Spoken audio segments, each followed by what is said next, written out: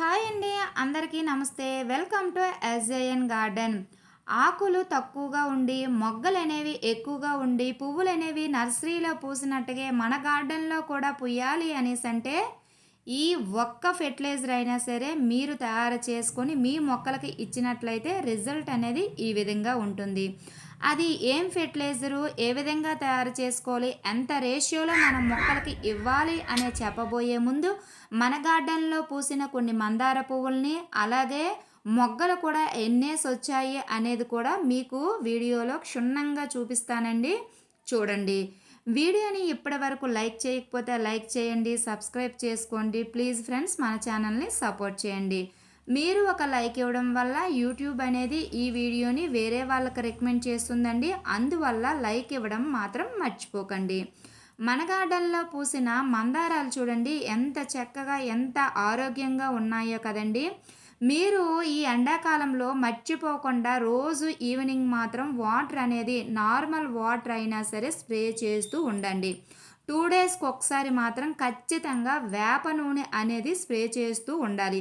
ఎందుకు ఇంత ఆరోగ్యంగా మొక్కలు ఉన్నా సరే ఎందుకు మనం వేప నూనె అనేది స్ప్రే చేయాలి అనేసి మీరు అడగొచ్చు. కానీ ఎందుకు అలాగా వేప నూనె నేను స్ప్రే చేయమంటాను అనేసంటే, పిండి నల్లి అనేది మనకి కంటికి కనిపించదండి.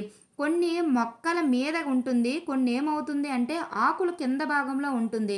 ఆకుల కింద భాగంలో ఎప్పుడైతే పిండి నల్లి అనేది వ్యాపించిందో అది మనం చూసుకోలేకపోయాము అనేసంటే ఆ పిండి నల్లి మొక్క కాండం నుంచి మొత్తంగా మొక్కకైతే వచ్చేస్తుందనమాట. ఎప్పుడైతే మొక్కకు అంతకి కూడా వ్యాపించేస్తుందంటే మొక్క అనేది చనిపోయే స్థితికి వచ్చేస్తుంది. అంతవరకు మనం తెచ్చుకోకుండా ముందే 2 డేస్‌కి ఒకసారి నీమ్ ఆయిల్ గనక స్ప్రే చేశాము, లేదా నీమ్ ఆయిల్ లేకపోయినట్లయితే వేపాకులు తీసుకొని వచ్చి కషాయంన తయారు చేసుకొని మనం స్ప్రే చేసినట్లయితే ఖచ్చితంగా పిండి నల్లి అనేది పోతుందనమాట. పిండి నల్లి ఉన్నా, పిండి నల్లి లేకపోయినా ఖచ్చితంగా మీరు అనేది స్ప్రే మాత్రం చేయండి. ఎందుకు అనేసంటే ఒక్కసారి పిండి నల్లి మొక్కలపై ఎక్కువ అయిపోయిందంటే దాన్ని తగ్గించుకోవడం చాలా కష్టమండి. అది రాకముందే మనం అరికట్టుకోవాలనమాట. ఇక్కడ మీకు చూస్తున్నారు కదా, ఇది ఎరుపు మందారం అండి. ఇది మొక్క అనేది హైట్‌గా పెరుగుతుంది. పువ్వులు వచ్చేసరికి ఈ విధంగా ఉంటాయి. చూడండి ఎంత మంచి కలర్ ఉందో కదండి. ఇంత మంచి కలర్ వస్తుంది. ఇదే సేమ్ కలర్ వచ్చిన మొక్క ఇదనమాట. ఇదేమంటే హైట్ తక్కువగా ఉంటుందన్నమాట. హైట్ అనేది మనము పెరగనివ్వము. ప్రూనింగ్ చేసేస్తూ ఉంటామన్నమాట. అంటే మొక్కని పెరగనివ్వకుండా ప్రూనింగ్ అయితే చేసేసుకుంటూ ఉన్నాము అనేసంటే అది ఏమవుతుంది అనేసంటే మొగ్గలు అనేవి ఎక్కువగా వస్తాయి. ఎక్కువగా వచ్చినప్పుడు ఏమవుతుంది అనేసంటే మనము 15 రోజులకు ఒకసారి ఈ ఏదైతే కాఫీ పౌడర్ అనేది ఇస్తూ ఉంటామో ఆ కాఫీ పౌడర్ ఇవ్వడం వల్ల నర్సరీలో ఏ విధంగా అయితే మంచి కలర్‌తో పువ్వులనేవి పూస్తాయో మన గార్డెన్‌లో కూడా సేమ్ అదే కలర్‌తో పువ్వులనేవి పూస్తాయి. చూడండి ఎంత చక్కగా పువ్వులనేవి పూస్తున్నాయో కదా! ఈ విధంగా మనకి పుయ్యాలి అనేసంటే మనము చిన్న చిన్న టిప్స్ అయితే పాటిస్తూ ఉండాలి. ఇందులోనే వేరే టిప్ ఏంటి అనేసంటే మట్టి అనేది ఖచ్చితంగా వారం రోజులకు ఒకసారి మనం లూజ్ చేస్తూ ఉండాలి. అంటే మట్టిని లూజ్ చేయడం వల్ల కాండానికి ఆక్సిజన్ అనేది అంది మొక్క అనేది హెల్తీగా పెరుగుతుంది. మొక్క ఎప్పుడైతే హెల్తీగా పెరిగిందో ఈ ఎండాకాలంలో మనం ఇచ్చే పోషకాలన్నీ కూడా మొక్క అనేది తొందరగా తీసుకొని మనకి రిజల్ట్ అనేది ఈ విధంగా ఉంటుందన్నమాట. ఇప్పుడు పువ్వులనేవి ఎక్కువగా పుయ్యాలి అనేసంటే ఏ ఫెర్టిలైజర్ ఇవ్వాలి అనేదైతే చూద్దామండి. ఇది మస్టర్డ్ కేక్ పౌడరు. ఈ మస్టర్డ్ కేక్ పౌడర్ అనేది ఆన్లైన్‌లో అవైలబుల్‌గా ఉంటుందండి. నేనైతే మీషో నుంచి తీసుకుంటూ ఉంటాను. మొక్కకు కావలసిన మస్టర్డ్ కేక్ అవనివ్వండి, బోన్ మీల్ అవనివ్వండి, తరువాత మనకి ఎప్సమ్ సాల్టు ఇవన్నీ కూడా నేను మీషో నుంచే తీసుకుంటాను. ఒకేసారి కేజీ తెప్పించుకుంటాననమాట. 1 లీటర్ వాటర్‌కి ఒక గుప్పెడంతా మస్టర్డ్ కేక్ పౌడర్ అయితే సరిపోతుందండి. దీన్ని ఇప్పుడు మనము కాటన్ క్లాత్‌తో గానీ ఏదైనా ప్లేట్ పైన పెట్టేసి నీడ ఉన్న ప్రదేశంలో 3 డేస్ అయితే ఫర్మెంటేషన్ చేయాలి.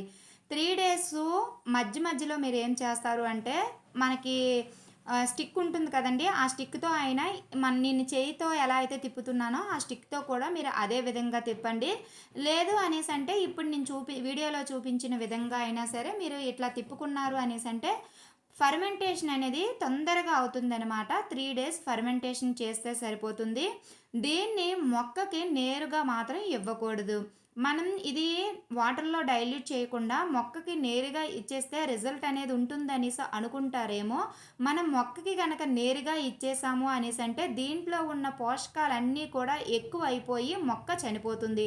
అందువల్ల 3 డేస్ మనం ఫర్మెంటేషన్ చేసిన మస్టర్డ్ కేక్ పౌడర్ ఏదైతే లిక్విడ్ ఉందో ఆ లిక్విడ్‌ని 1:10 రేషియోలో మొక్కలకైతే మనం ఇచ్చుకోవాలనమాట. 1 లీటరు మనము ఫర్మెంటేషన్ లిక్విడ్ తీసుకొని దానికి 10 ఇంతల నార్మల్ వాటర్‌లో డైల్యూట్ చేసి మొక్కల మొదట్లో అనేది ఇచ్చేయడమేనండి. దీంట్లో అంటే మస్టర్డ్ కేక్ పౌడర్ ఒకవేళ మీ దగ్గర లేకపోయినట్లయితే ఆవాలుంటాయి కదండీ! ఆవాల్ని మిక్సీ పట్టుకుంటే అది కొంచెం పౌడర్‌లా అవుతుందనమాట. ఏదైతే ఆవాల పిండి ఉంటుందో ఆ పిండిని కాటన్ క్లాత్‌లో చుట్టేసాము అనేసంటే ఒక నైటల్లా పక్కన పెట్టేస్తే ఏదైతే ఆయిల్ వస్తుందో ఆ ఆయిల్ అనేది కాటన్ క్లాత్‌కి అతికిపోయి ఆ పౌడర్ ఉంటుంది కదా! ఆ పౌడర్‌ని తీసుకొని వచ్చి 1 లీటర్‌కి ఒక గుప్పెడంత పౌడర్‌ని తీసుకొచ్చి 3 డేస్ ఫర్మెంటేషన్ చేసి 1:10 రేషియోలో మన మొక్కలకి ఇచ్చుకున్నట్లయితే మస్టర్డ్ కేకు ఇవ్వడం వల్ల ఎంత ఉపయోగం ఉంటుందో ఆవాల పిండిని కూడా ఇచ్చిస్తే అంతే ఉపయోగం ఉంటుందండి. దీంట్లో ఏమీ తేడా అయితే ఉండదనమాట. దీంట్లో నైట్రోజను, పొటాషియం, ఫాస్ఫరస్ అనేవి అధికంగా ఉంటాయన్నమాట. ఇవి పువ్వులు, కాయలు ఎక్కువగా పూయడానికి ఎక్కువగా అవకాశాలు ఉంటాయి. అండ్ ఎక్కువగా మస్టర్డ్ కేక్ పౌడర్‌ని మందార మొక్కలకు, గులాబీ మొక్కలకు, తరువాత మల్లె పువ్వులకు ఎక్కువగా ఉపయోగిస్తూ ఉంటాము. ఎందుకు అనేసంటే ఈ మస్టర్డ్ కేక్‌ని పౌడర్‌ని 15 రోజులకొకసారి మనం మొక్కల మొదట్లో ఇలా లిక్విడ్ ఫామ్‌లో తయారు చేసుకొని ఇచ్చుకున్నట్లయితే రిజల్ట్ అనేది చాలా బావుంటుందండి. ఎక్కువ పువ్వులైతే పూస్తూ ఉంటాయన్నమాట.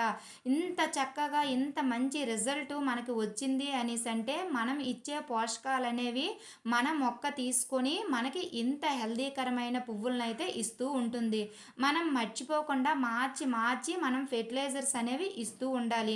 మీరు కూడా ఈ విధంగా తయారు చేసుకొని మొక్కల మొదట్లో గనక ఫెర్టిలైజర్స్‌ని గనక ఇచ్చారు అనేసంటే రిజల్ట్ అనేది ఇంత బావుంటుందండి. మీరు కూడా ఒకసారి ట్రై చేయండి. రామనామమే అమృతం శ్రీరామ కీర్తనం సుకృతం